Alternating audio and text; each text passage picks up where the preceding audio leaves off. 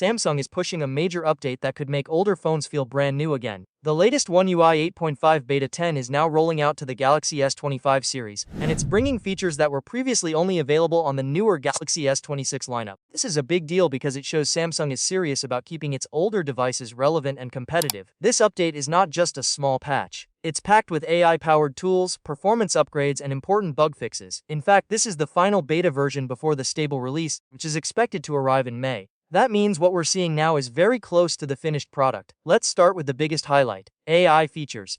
Samsung is adding smart tools that are designed to make everyday use easier and more efficient.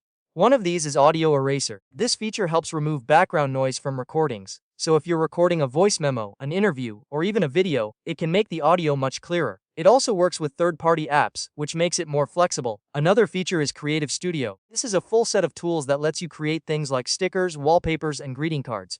If you use the S Pen, you'll get even more control. You can adjust sizes, layouts, and designs easily.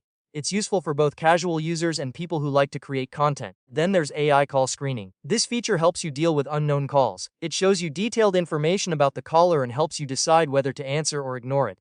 It's a simple idea, but it can save a lot of time and reduce spam calls. Along with new features, Samsung has also focused heavily on fixing problems. Many users had reported issues, and this update addresses a lot of them. For example, delays and black screens during incoming calls have been fixed. Problems with the proximity sensor, which sometimes caused issues during calls, are also resolved. There were also complaints about green line issues in 4K HDR video recordings when using third-party apps. That has now been fixed as well. Bluetooth performance has been improved too, so you should see fewer connection drops and better audio quality. Multi-touch responsiveness is also better, which is great for gaming and multitasking. Samsung didn't stop there. Some existing apps are also getting upgrades.